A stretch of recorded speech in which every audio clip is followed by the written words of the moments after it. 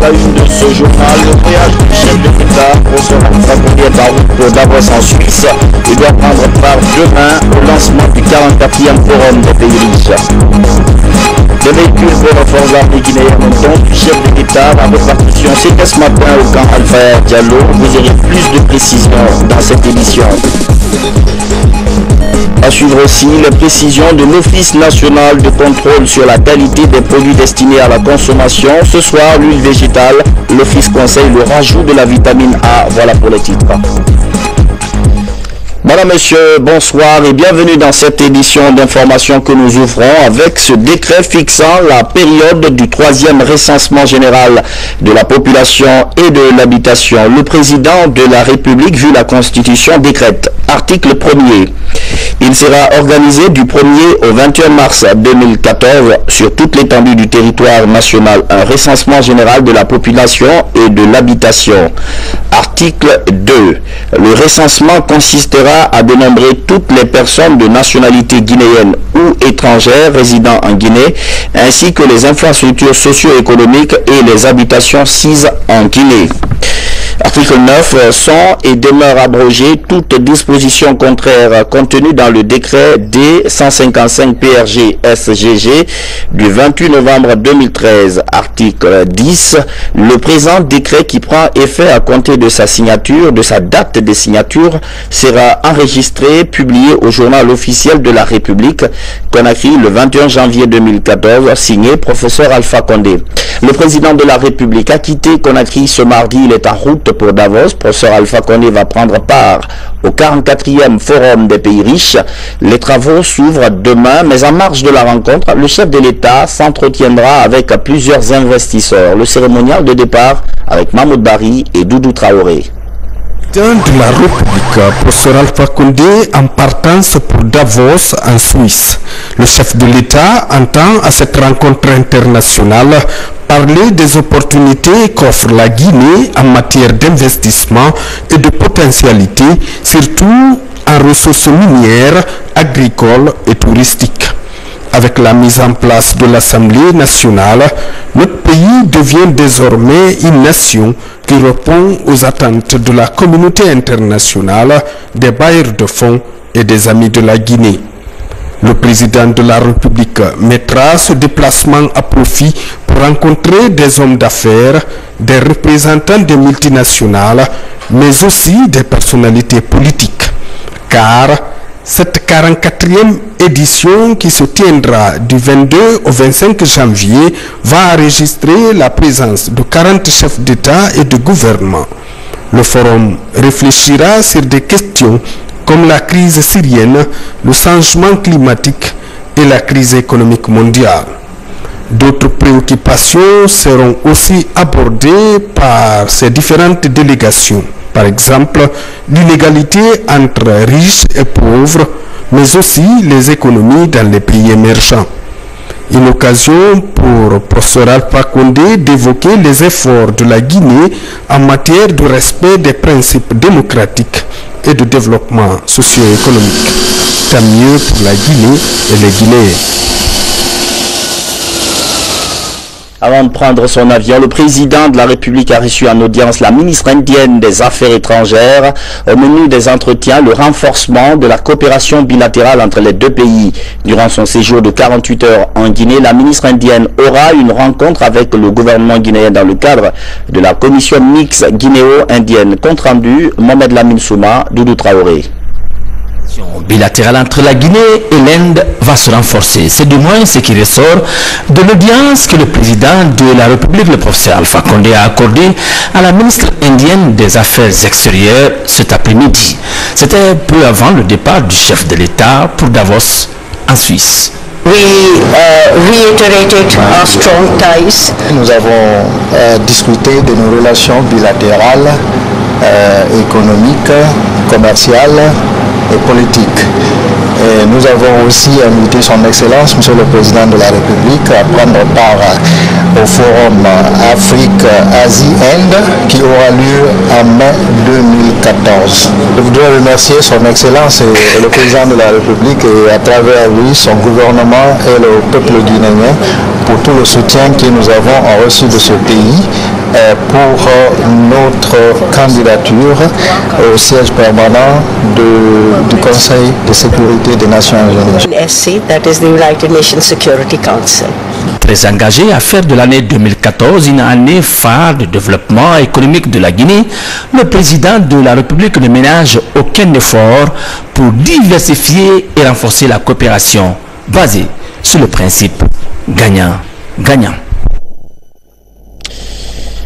Audience à l'aéroport de Conakry. Les domaines publics maritimes, certains continuent de faire l'objet d'occupations anarchiques. Les cadres du département de l'aménagement du territoire promettent de freiner le phénomène. Ce matin, par exemple, le Premier ministre a visité le DPM de Kaloroya dans la préfecture de Koya. L'essentiel de ce déplacement avec Hadi Kamara. L'État ne veut plus accepter que les domaines publics maritimes soient exploités sans passer par les services compétents en la matière. C'est pourquoi le Premier ministre chef du gouvernement s'est rendu ce matin à l'Ansanea Barrage, quartier Kaloroya, dans la préfecture de Koya, pour visiter ce domaine de près de 2 hectares. Domaine dont l'exploitation oppose les jeunes et les responsables du quartier. Nous sommes venus avec le ministre de l'Habitat, comme vous avez vu, nous avons visité les lieux et très certainement dans les jours à venir, le ministre va convoquer tout le monde pour voir quelles sont les solutions appropriées pour qu'on se mette d'accord. Mais nous avons tenu à informer les populations que seul le ministre de l'Habitat, en charge de l'aménagement du territoire, a l'autorité d'attribuer une parcelle sur le domaine public maritime. Ça, il fallait réaffirmer ça, et aux chefs de quartier et aux populations. Donc je pars d'ici reconforté du fait que bien communiquer avec les populations, elles ont bien compris, surtout la jeunesse, et très certainement nous aurons l'occasion de revenir ici pour qu'ensemble, n'est-ce pas, nous voyons la mise en œuvre de tout ce qui aura été décidé. Compte tenu du caractère inaliénable et imprescriptible du domaine public maritime, les dispositions légales sont désormais prises par le gouvernement en vue de la préservation et de la protection de ces domaines. Les mangroves et autres sont des domaines publics qui sont protégés. Donc si on doit l'occuper, il faut qu'on tienne compte des règlements d'urbanisme en la matière et puis essayer de tenir compte des impacts aussi socio-environnementaux avant de l'occuper. Et on a commencé, la population de chefs de quartier, ils ont envisagé qu'ils ont besoin de certains services sociaux de base. Mais en le faisant, ils n'avaient qu'à manifester le désir aux services compétents. Ensemble maintenant, on allait voir et examiner leurs budgets. Mon Mercedes Fofana a mis l'occasion à profit pour inviter la population de l'Ansanea Barrage à la patience, à la formation professionnelle, à la discipline et à l'unité nationale, gage certain d'un développement durable. Alors par rapport au nouveau gouvernement mis en place, je vous donne juste quelques chiffres importants à savoir. Il y a 34 postes ministériels, soit 3 de moins que le précédent, avec 14 nouveaux chefs de département. Tous les chiffres avec Isidore Gonona Nanamono de Tunkarata. Depuis hier soir, la tempête verbale provoquée par l'annonce d'une nouvelle équipe gouvernementale s'est estompée à Conakry. Sereinement, le chef de l'État, sur proposition du Premier ministre chef du gouvernement, a doté le pays d'un gouvernement de mission. Il compte 34 postes, 3 de moins que le précédent gouvernement. 15 nouveaux visages et talents sont appelés à donner un nouveau souffle à l'action gouvernementale. Dans le lot, 5 femmes. La nouvelle vague va s'adosser à l'expérience de 19 ministres reconduits. À ce niveau, 14 ministres sont maintenus à leur poste et 5 changent de portefeuille pour renforcer les mines, l'économie, le commerce, l'agriculture et changer le visage de nos villes. Le ministère de la Ville est une nouvelle création. Ce remaniement gouvernemental fait passer le nombre de ministres d'État de 5 à 6. Les mines, l'enseignement supérieur, les nouvelles technologies de l'information sont érigées en ministères d'État au même titre que les ministères de l'économie, de la justice et des affaires étrangères. À la différence des précédents gouvernements du pays, la nouvelle équipe sera évaluée à la tâche. Dans les prochains mois, les Guinéens sauront apprécier l'action de chacun des ministres dans le développement du pays. Le nouveau gouvernement prendra fonction bientôt, ce n'est qu'une question d'heure, mais en attendant, place au portrait des nouveaux ministres de la République. L'ancienne DG de l'ANAIM, par exemple, hérite d'un département qu'elle connaît mieux, qu'elle maîtrise. Il s'agit du ministère de l'Environnement. Il y a aussi le ministère de la Fonction publique qui change de locataire, tout comme celui de la Santé. Qui sont les nouveaux ministres? Réponse avec Adèle Camara.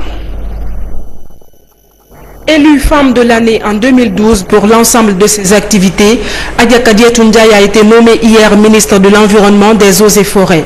L'ancienne directrice générale de l'ANAIM assure désormais la fonction pour laquelle elle a fait de hautes études. En 1995, elle décroche son diplôme d'études approfondies à l'université d'Alexandrie en Égypte avec mention très bien, avant de suivre un stage pratique au ministère de l'Environnement et de la Faune du Québec au Canada.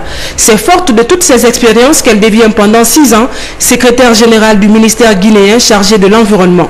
Cette femme rompue à la tâche mais à la vie familiale simple est mère d'une fille de 14 ans. En 2002, elle est nommée coordinatrice nationale du Fonds pour l'environnement mondial, une fonction qu'elle occupe pendant 2 ans, ce qui lui permet de prendre part à plusieurs rencontres nationales et internationales sur l'environnement. Voilà une femme impliquée dans le développement socio-économique du pays. Elle préside le comité de pilotage de l'organisation du 2 octobre à Boké, une grande action qui lui permet de remporter la distinction femme de l'année en 2012. Adja Kadiatou Ndiaye dédie ce prix à la promotion de la paix et de l'unité nationale, des obligations sociales dont elle s'acquitte avec sourire, tout en assurant une gestion remarquable de sa fonction de directrice générale de l'Agence nationale d'aménagement des infrastructures minières. Autre figure qui s'est illustrée en 2013 et dont la nomination n'est pas fortuite, l'ancien haut-commissaire à la réforme de l'État et la modernisation de l'administration. Il va occuper le département de la fonction publique pour poursuivre les actions qu'il a initiées. Sékou Kourouma, considéré comme réformateur, engagé et plein de conviction, a participé à la mise en œuvre des programmes d'ajustement structurel. Il a mis sa marque dans l'assainissement des fichiers de la fonction publique et le projet d'établissement d'une ENA en Guinée. En sa qualité de formateur et conférencier, il a contribué au renforcement des capacités humaines de l'administration publique guinéenne à travers la diffusion et l'animation d'une série de séminaires, de conférences, ateliers en faveur des cadres supérieurs des départements ministériels. Autre ministère, autre locataire, le médecin-colonel Remi Lama est le nouveau ministre de la Santé. Véritable acteur de la médecine militaire, il a participé à plusieurs réunions internationales, notamment la 40e session de l'Assemblée générale du Comité international de la médecine militaire à Djeddah. Après avoir gravi les différents échelons de l'administration sanitaire du pays, ses derniers efforts sont reconnus dans le domaine de la lutte contre le VIH-Sida, au secrétariat exécutif du CNLS et à la direction générale du service de santé des armées. Il devient le 3e ministre de la Santé de la 3e République avec pour principal défi la réforme en profondeur de ce secteur prioritaire. Le département de la communication aussi change de chef suite au dernier décret. Aluseni Kake Makanera en est depuis hier le nouveau locataire. Jacqueline Sultan devient ministre de l'Agriculture et Idrissa Cham à l'énergie. Leur portrait avec Fodé Camara. À la faveur du remaniement du gouvernement, Al-Hussein Makanera Kake est le tout nouveau ministre de la Communication. Jusqu'ici conseiller chargé de mission au ministère de l'Administration du Territoire et de la Décentralisation, Makanera est né en 1962 à Boké. Après avoir achevé le cycle primaire et secondaire dans sa ville natale, il est reçu à la faculté des postes et télécommunications de 1981 à 1984. De 84 à 86, il fréquente l'université de Conakry à la faculté des sciences techniques, option radio, où il décroche le diplôme d'études supérieures en télécommunications, option radio-ingénieur. De 2005 à 2006, il bénéficie de la formation en droit constitutionnel et du contentieux électoral en Guinée, en module 1, et de l'institution administrative et politique de la Guinée. Le nouveau ministre de la Communication, Al-Hussein Makanera Kake, est membre du bureau politique du RPG Arc-en-Ciel. Il a été aussi l'encadreur du projet de construction scolaire à Boké et directeur technique de la radio rurale de Boké, mais aussi ancien directeur général de l'entreprise Makanera Construction. L'ex-président du mouvement d'Imboré est marié à 2 femmes et père de 4 enfants vivants. La directrice de l'ANDASA, Agence nationale du développement agricole et de sécurité alimentaire, tient désormais les rênes du ministère de l'Agriculture. Jacqueline Sultan est un pur produit de l'école guinéenne. Elle est aussi titulaire d'un doctorat d'État en chirurgie dentaire à Paris 5. La consultante senior au Libéria de 83 à 91 retourne au Bercail au lendemain de la guerre civile. Elle s'illustre auprès de la société américaine chargée de la construction du barrage hydroélectrique de Kobedou sur le Milo. Dans le volet développement rural de ce projet, Jacqueline Sultan s'implique dans la relance de l'usine de jus de fruits de Cancan de 93 à 96. De 96 à 2000, la ministre de l'Agriculture jette son dévolu sur la ruralité. Elle participe activement à la promotion des organisations paysannes de la côte. L'ex-conseillère du président de la République chargée du développement rural crée en 2000 la ferme agro-pastorale de Fagné, une ferme pilote d'amélioration génétique de la race Ndama. Un autre ancien conseiller du président de la République vient aux affaires. Idrissa Thiam, vieux briscard de la Banque mondiale et du FMI, troque son veston de conseiller spécial du président de la République contre celui de ministre de l'énergie. Jusque-là, il était chargé de la coordination de la politique économique et des réformes. Cet homme de l'ombre est l'un des principaux acteurs de la note satisfaisante octroyée à l'économie guinéenne par les partenaires. Il est titulaire d'une licence de mathématiques obtenue à l'Université de Paris, mais aussi d'une maîtrise de sciences économiques, spécialité économétrie et politique économique de l'Université de Paris 1, Panthéon-Sorbonne. Il s'est aussi affûté à l'École nationale de la statistique et de l'administration économique à Paris. De 84 à 88, il est économiste principal de la Banque mondiale à Washington. De 88 à 93, Idrissa Thiam est cumulativement coordonnateur du programme guinéen de redressement économique et financier et président de la commission technique d'appui du comité de coordination économique et financier. De 93 à 2011, le nouveau ministre de l'énergie est chef de division et chef de mission de plusieurs pays africains au compte du FMI à Washington. Dans l'actualité toujours, il n'existe plus de Conseil national pour la transition. Le CNT a officiellement passé le témoin aujourd'hui à la nouvelle Assemblée nationale. La cérémonie a eu lieu entre les membres des deux bureaux exécutifs. Le CNT s'en va en laissant des acquis qu'il revient à l'Assemblée de consolider. François Lama.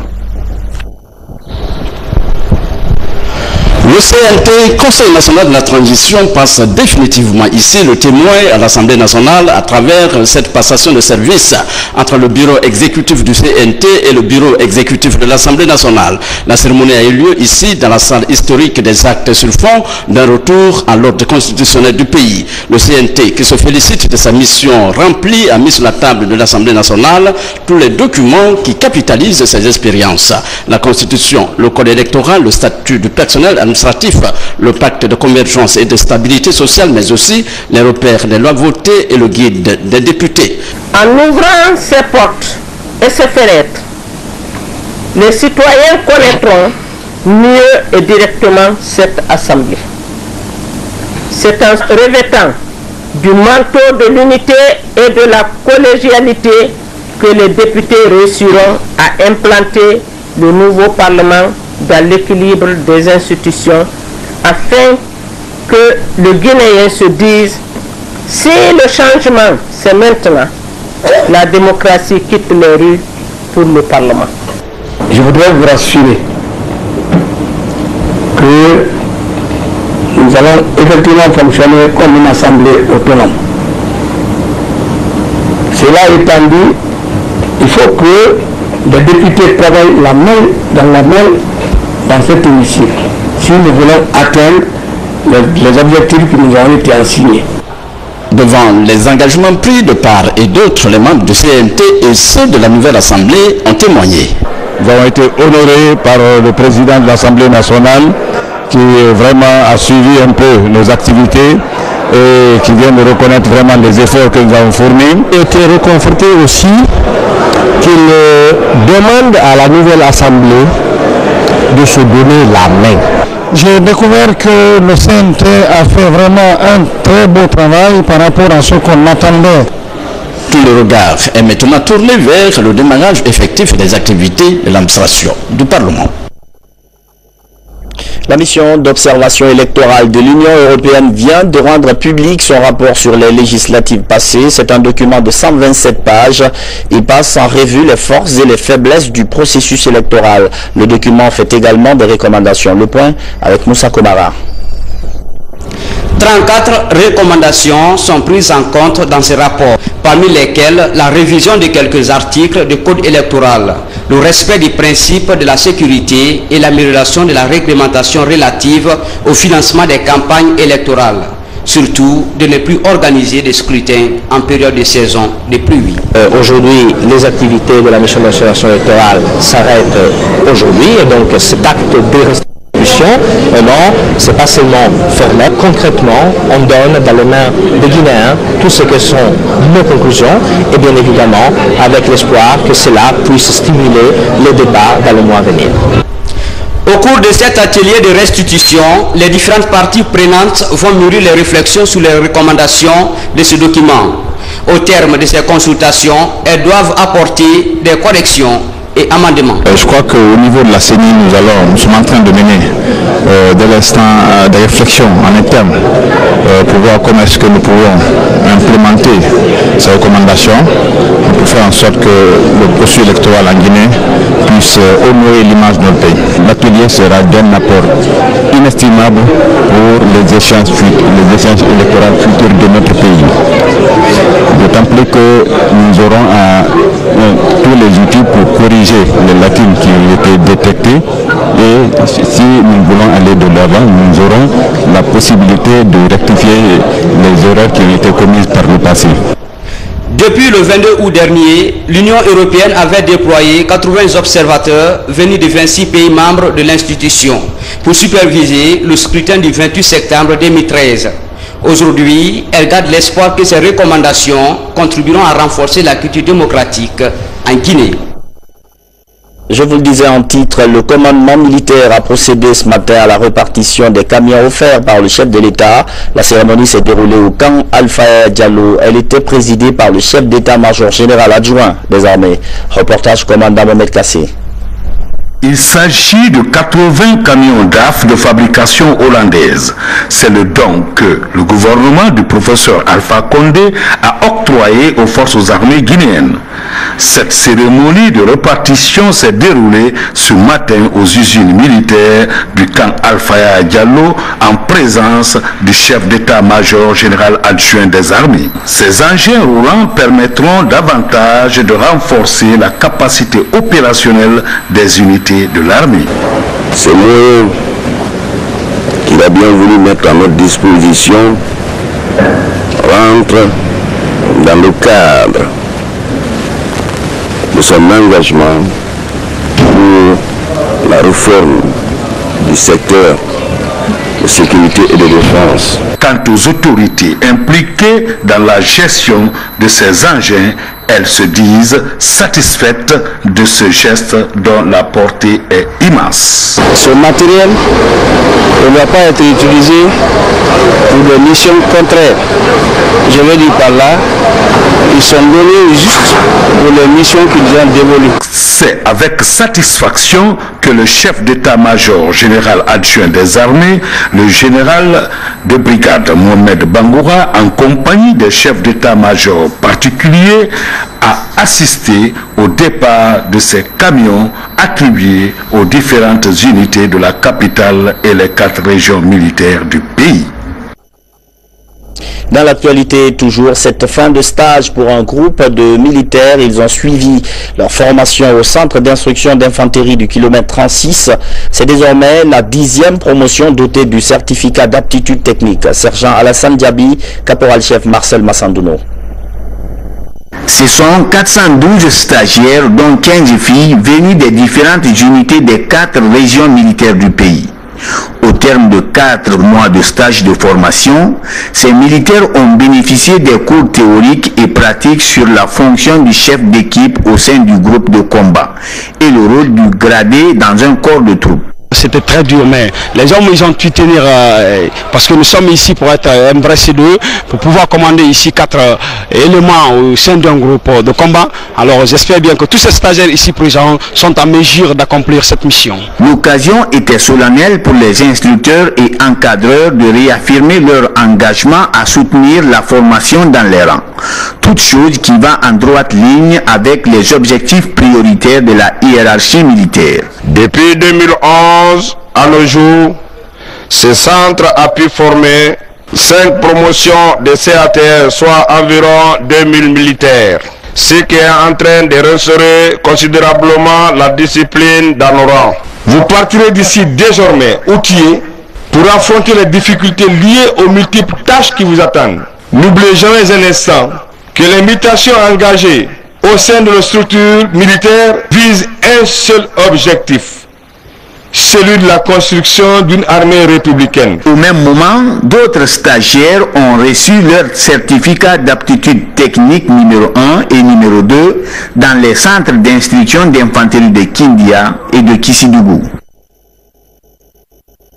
Une action civilo-militaire sur les îles de Los. L'ambassade de France en Guinée a pris en charge la rénovation de l'école primaire de cette localité. La journée a été aussi marquée par des consultations médicales gratuites. Reportage Fatoumata Samora.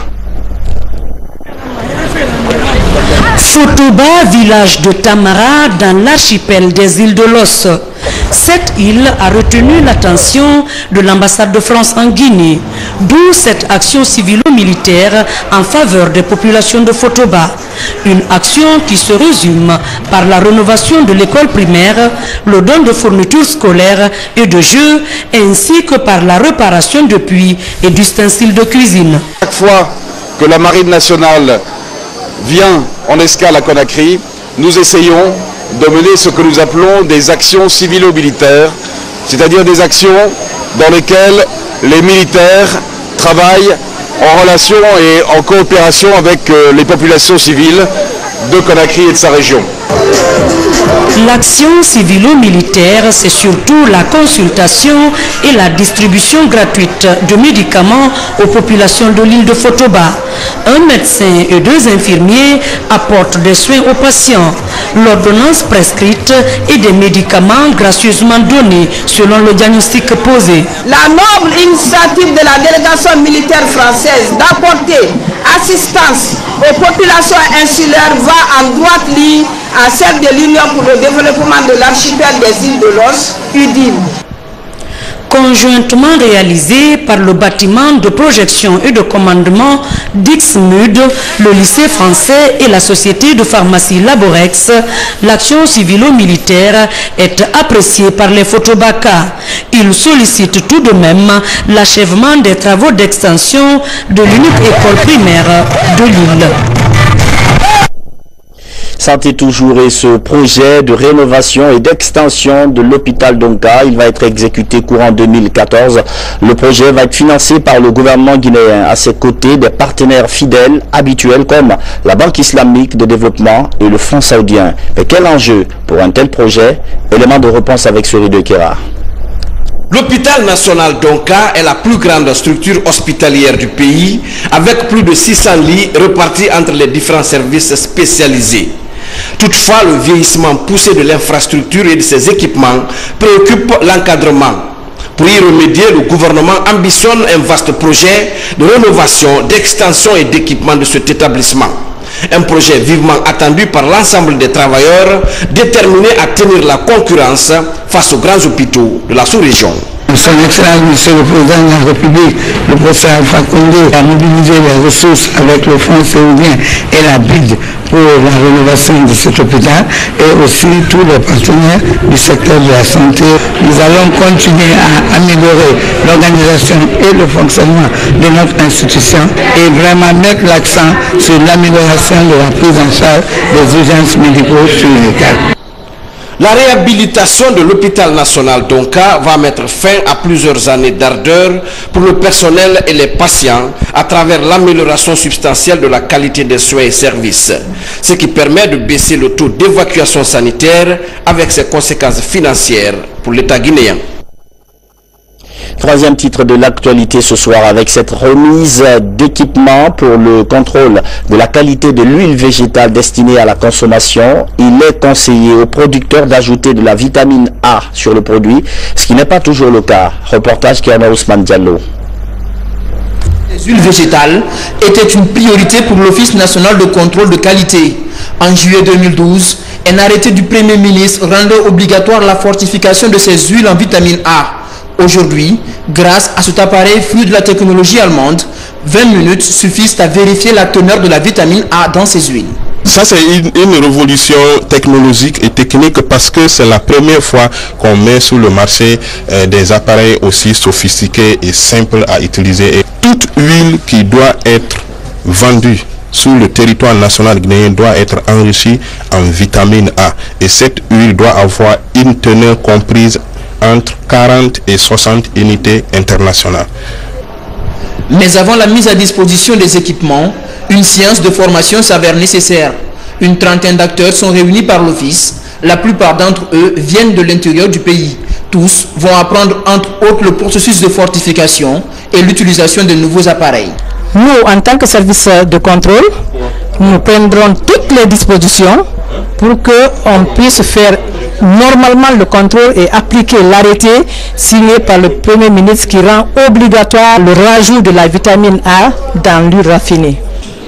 Les appareils sont obtenus grâce à un appui financier de l'USAID. Le gouvernement tient à leur utilisation correcte afin de prévenir certaines maladies. La carence en vitamine A et minéraux qualifiés de faits inapparentes constituent un véritable problème de santé. Les conséquences de ces déficiences au niveau sanitaire et socio-économique sont autant plus multiples que graves. Les appareils ne seront pas utilisés que pour la vérification de la qualité des huiles végétales.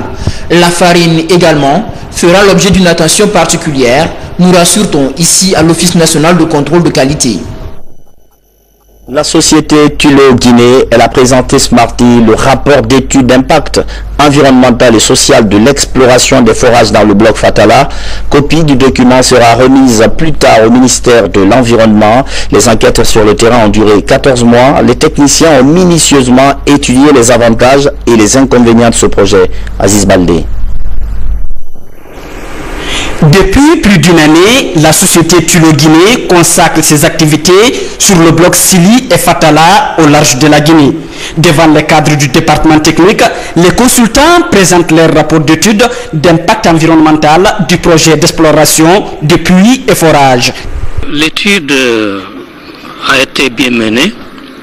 Évidemment, c'est que c'est un processus parce qu'il y a eu d'abord des TDR qui ont été validés par le ministère de l'Environnement. Il y a eu la réunion des parties prenantes ici. Je pense que l'étude qui est là, elle est nettement améliorée. La société s'est penchée notamment sur l'impact environnemental qui pourrait être un défi à relever. L'essentiel des termes de référence a été pris en compte dans le cadre de cette étude-là. Mais il faudrait dire qu'il y a des erreurs, mais il s'agit surtout d'accompagner les promoteurs. Dans les jours à venir, le bureau d'études d'évaluation environnementale soumettra ce document de plusieurs pages au département en charge d'environnement. La société Tullow Guinée, comme plusieurs sociétés, espère participer au développement de la Guinée, comme le prône le chef de l'État, le professeur Alpha Condé. Culture, enfin, ce coup de pouce pour les artistes en herbe. Le centre culturel Bomboya et l'association française Trait d'Union viennent d'organiser un concert de détection de jeunes talents.